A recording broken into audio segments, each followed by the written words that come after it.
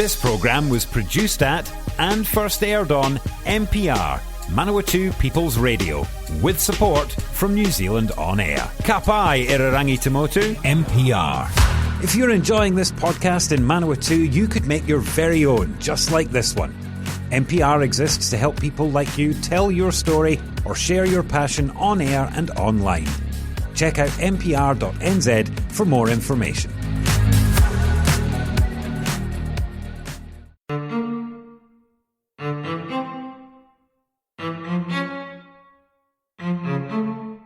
It's time for our Monday serial, A Respectable Veneer, written by Rachel Doré, published by Upstart Press and narrated by Romy Hooper. This serial has been made possible by funding from the Earl Creativity and Development Trust, with collaboration from Manawatū Peoples Radio. A Respectable Veneer is a story about love and courage, but we remind you of our regular content warning. There are elements of violence and references to child abuse. Last episode, we left Ruby and Edie in their less than comfortable lodgings. Ruby was wary of the intentions of the kindly but war-damaged brush salesman, Mr. Woods. She also began to realise that preparing Edie for a new start will be far from easy. At the end of the meal, Mr. Woods leaned back in his chair and produced a silver cigarette case from a pocket of his three-piece suit. He opened it and held it out to Ruby.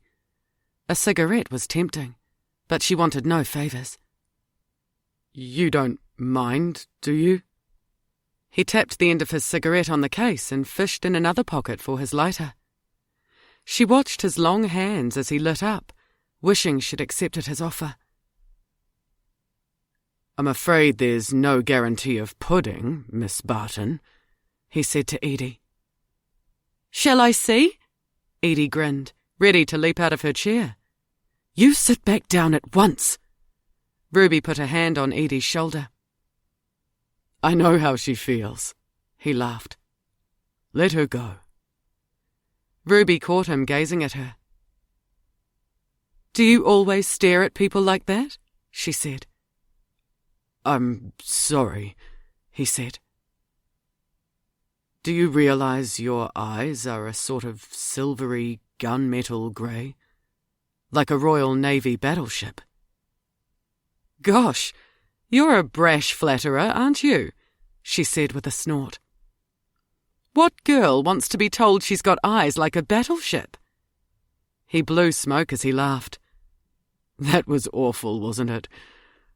I'm sorry. I'm not used to making personal remarks to young ladies." "I don't much like chaps who are too fresh. Besides, I was taught that it was rude to make personal comments altogether." "I am sorry." His neck reddened. I shouldn't have. Normally I don't.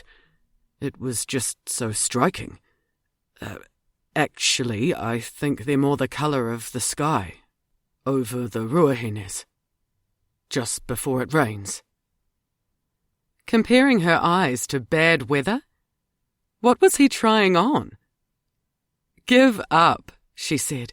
"You're making it worse. You're no good at flirting, are you?" "I don't suppose so. I mean, I didn't," he stammered, his blush deepening. "Good. What are the ruahenes?" "A mountain range on the horizon. Over there." He gestured with his arm. She closed her eyes, thinking of the dark waitakares that crouched behind Auckland. "In winter, when the hills are topped with snow, it's just like a chocolate box picture," he said. Snow? Ruby didn't know anything about snow outside of novels and Christmas cards. Thinking about how ill-prepared they were for the cold, she shivered. It had been a pleasant evening after all. Ruby pulled the thin curtain across the smudgy window and kicked off her shoes. She was grateful for the sticking plaster on her heel. Pim had put Rawley's salve on the gauze and cut her an extra piece of plaster for the next day. "Let me comb your hair," she said. "Come here." I hate the comb, Edie grumbled. I know. Ruby lifted a hank of Edie's blonde hair, easing the comb through the snarls. I wish I'd seen the state of it before we went to dinner. What will people be thinking of us? Ouch, you're pulling, Edie squealed. It's all knotty. Why didn't you comb it yourself? The truth was, Ruby had always treasured the bedtime ritual of brushing her daughter's hair. Now the comb was all she had. Well, it's too late now, said Edie, wincing again. It's bedtime. You're getting too damn cheeky for your own good, young lady. Just stand still. You know these knots will be worse in the morning. I should cut it. No, I want a ponytail. Keep still then. Why didn't you bring the brush? We were in a hurry to get to the station. We could buy one from Mr. Woods, couldn't we? Could we just? When we first came in, I saw one of his suitcases had Bon Brush painted on it. Didn't notice. Ruby had not wanted to see the look most men gave when they were sizing up a woman. He'd probably noticed her ruined stocking. I could have asked him tonight, Edie said. But I remembered seen and not heard. I behaved myself, didn't I? Yes, you did. Just as well, too. A Bon Brush man came around to you-know-where once, said Edie, with a conspiratorial air. And Auntie Mo, she looked up anxiously. I mean, Auntie you-know-who. There was no use continuing to chide Edie for mentioning Mo Hanrahan. The woman had played the role of a substitute grandmother for almost half of Edie's life. Edie's blithe innocence made Mo's betrayal even more bitter. But her own stupidity, not seeing the truth of it, was more bitter still. Thinking now of Mo grooming Edie's silken hair was sickening. Mo telling the girl how beautiful she'd be one day, how young men would be roaming around her like bees around honey. Say you'll buy a brush, Mum, Edie's voice chirruped on. We'll see. How long are we going to stay here? I don't know, said Ruby. A few nights, then we'll see. What are we going to do? Edie persisted. We'll see, won't we? Ruby's voice was dry with fatigue. We'll see, we'll see. Edie's shoulders stiffened, her fists clenched at her sides. You've been saying that ever since we left. You know what? I'm bloody well sick of we'll see. Ruby lifted her head toward the ceiling, giving an eruptive sigh. Tired as she was, a flash of irritation threatened to revive her. Watch yourself, my girl, or are you begging for a slap? Edie shrank onto the middle of the bed with her arms folded about her knees. Ruby didn't have the energy to comfort her, even if she'd wanted to. Why should she? Why put up with that sort of cheek? She leaned against the door, arms folded, wishing she had a cigarette. It had been a difficult week, with the strain of carrying on working and behaving in as normal a fashion as she could. False laughter, empty pleasantries, chores that had to be done regardless. A little banter with the others, doing her best to keep things on an even keel for Edie's sake. Planning how they could get away before anyone noticed was all she could think about. If only Angel had come with them. But, Mum, you said... Edie's plaintive voice broke into Ruby's thoughts. On the train, you said we were going to have an adventure. You said it'd be nice. Ruby went to her and unlocked the thin arms, pulling her close. This is just the start, chicken, she said. Look, we're here, and we're going to make the best of it. First thing I have to do is find a job. Why? I thought... Edie began. Ruby ran a hand over her aching head. Listen to me, Edie. We have to have money before we can do anything. Do you know what might happen if I can't find a job? if I don't find us a decent place to live? You might get taken away. They'll put you in an orphanage." "But I'm not an orphan." "No, but that's the sort of thing that can happen when mothers don't have enough money and they don't know what to do. Just as well I'm going to make a plan. Anyhow, after the holidays you'll start at a new school." "But, Mum—" "That's all I'm going to say for now. Get ready for bed. Everything will be all right." It was a flimsy reassurance, based on a bare lie. She had no idea how to make anything all right. Half-formed plans fluttered away like torn-up cellophane. The only reason they were in this town was because she had once overheard a couple of gentlemen gossiping about Palmerston North, in Mo's guest house parlour. They'd said how, down the main trunk line, the town was the most go-ahead place in the country. That meant shops, offices, factories, jobs, a place she could get respectable employment. She and Edie could start again. "It's freezing." Edie knelt on the bed in her underwear, rubbing her goosebumpy arms, her discarded clothes thrown on the floor. "This bed is horrible. I hate it. And you didn't bring my pyjamas, did you?"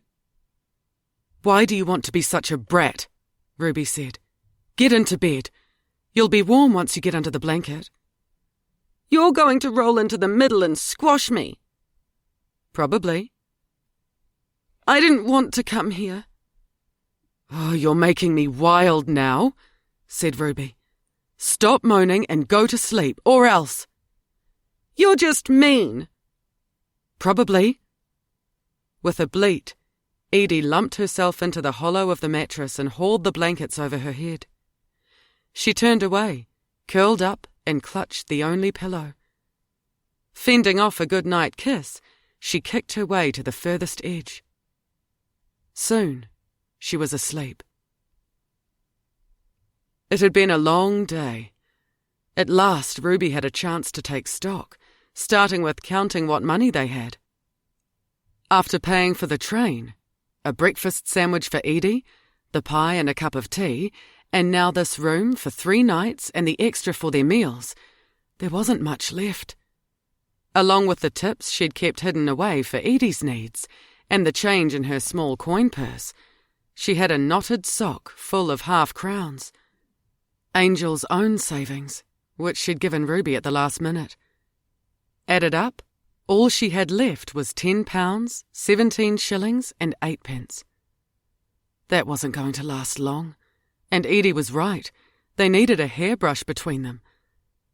Next, she shook out the rest of the contents of her purse onto the bedspread. A scarlet flame lipstick, the square faux gold compact, a white handkerchief in need of washing, 4 tiny brass safety pins, 3 hairpins, a small steel nail file, 1 halfpenny, a pencil stub and a small lined notebook of addresses she wouldn't need anymore. The few unused pages could be used for lists. As she put these meagre belongings back in her purse, 1 teardrop-shaped diamante earring remained on the bed. She emptied the bag again and gave it another shake. Nothing more than a threepenny bit fell out. Oh, buggeration! If she could weep, it wouldn't be for the loss of 1 cheap paste earring. There were plenty of other things to cry over. If only all her pain would pump itself out in floods of tears and drip off her chin. But no matter what happened or what was done to her, Ruby's eyes remained dry. Seeing Edie asleep in a bed that was hardly better than a hammock, which they had to share, the events of the last few days sat in her stomach like a block of ice. Rat's Nest would probably be settling down to a normal midweek routine. At this hour, Mo would be in from what she referred to as the guest house next door. Everyone, including the local bobbies, knew it was a brothel. That wide old toad, Mo, would be sitting ticking names and entering numbers in her book, using an abacus to calculate her income. The girls would already be at work next door, or down at the waterfront, except for daft little Faye, who'd be cleaning up before the others got back to Rat's Nest at first light. Who'd be there to work the dance halls and do the best special calls now Ruby had gone. There'd have been ructions when Edie hadn't shown up after school. It would be worse when Mo found out they'd gone. She'd be biting her fat knuckles in fury over the loss. Ruby lay staring at the ceiling, yellowed in the glim light of the fly-spotted bulb. The paintwork in the corners of the room was cracked. She pulled the light cord, welcoming the darkness. Perhaps morning would bring some idea of a plan. Other than getting out of Arcadia, she couldn't think past their immediate needs, which included spending money on underwear. That Mrs. Thompson, who must be the manager of the place, had taken money for 3 nights. Ruby's stomach burned, whether from dyspepsia after the horrible stew, or worry, hardly mattered. The thought of dragging Edie through the streets looking for another place to stay was more than she could bear. There was no use considering finding a better place, a more respectable, quieter place to board. How could she have been so stupid, thinking she could simply start a new life just like that? If she went traipsing around looking for a job with Edie in tow and no wedding ring, people would see her at once for what she was. A wretch. Ruined. A woman who'd let herself fall. She wouldn't stand a chance, and that wouldn't do Edie any good either. Telling lies was tiresome. Her previous work had involved play acting, rather than straight-out lying. No. Better if she could see whether there was someone willing to look after the girl while she played the role of a poor spinster. Temporary work was what she needed. Sweeping factory floors would do, anything to tide her over. The newspaper must still be downstairs. While Edie had breakfast, she'd see if there were any advertisements offering work. There was bound to be a morning paper. She'd try to get a look at the classified column when someone had finished with it. Ruby clung to the edge of the mattress. The current of sleep had not quite drifted her away when Edie gave a nickering snore and flung her arm out, hitting Ruby in the nose. A rattling cough passed the door of their room. In the moments before Ruby's eyes opened in the darkness, she could have been snapped back to Rat's Nest, except for Edie's bony body pressed against hers. Doors opened and closed and the stairs creaked. Arcadia House was waking up. Ruby's back ached.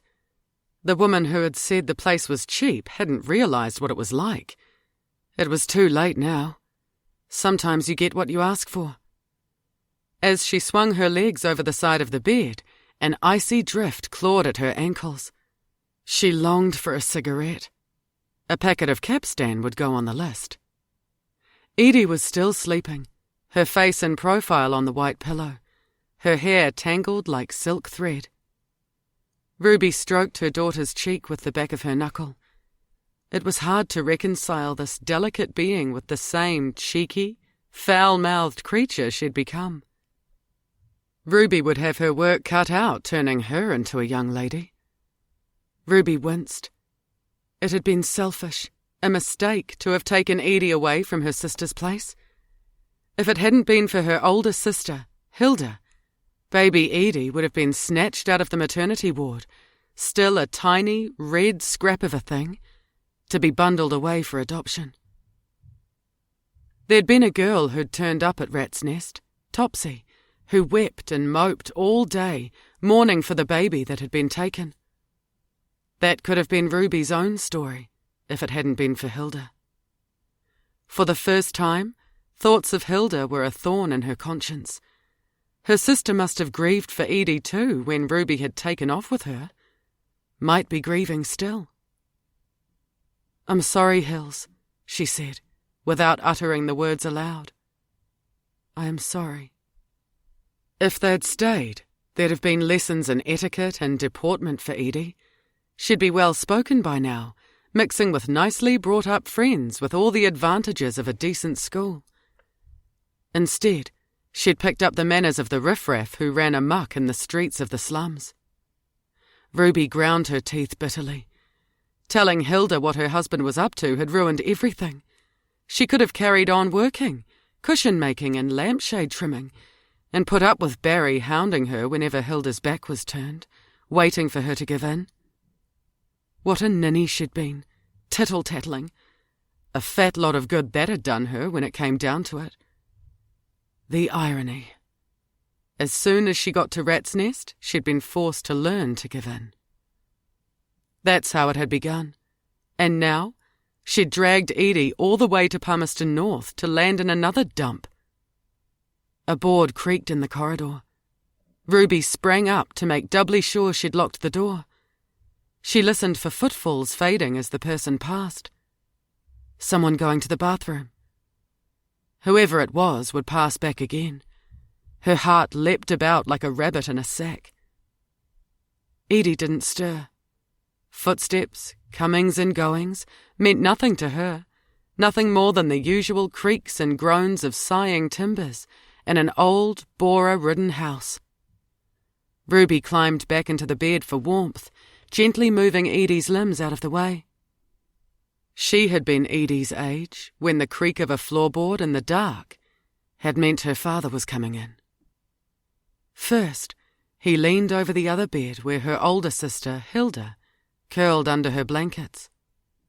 Ruby listened to him whisper, "Night-night, Hilda, love."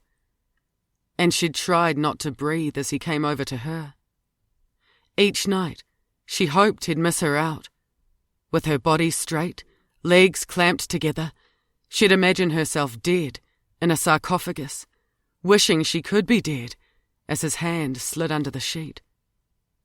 In the bed across the room, the whites of Hilda's eyes shone in the dark, watching him at Ruby's bedside. His moans were buried in the bed cover. At last, he'd stand abruptly and leave the room, and a draught would seep under the bedding, making her shiver. Arcadia House stilled. Ruby shivered. You've been listening to A Respectable Veneer, a serialised novel by Rachel Doré, read by Romy Hooper.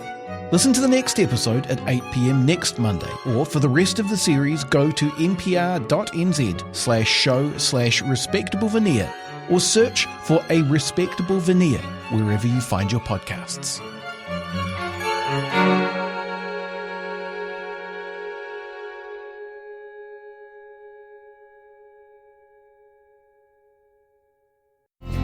If you enjoy this NPR podcast, please consider subscribing. Our podcasts are available on all major podcasting platforms: Apple Podcasts, Google Podcasts, and Spotify, as well as the accessmedia.nz app. Support this show and others like it by giving a donation. For more information, go to www.npr.nz/donate.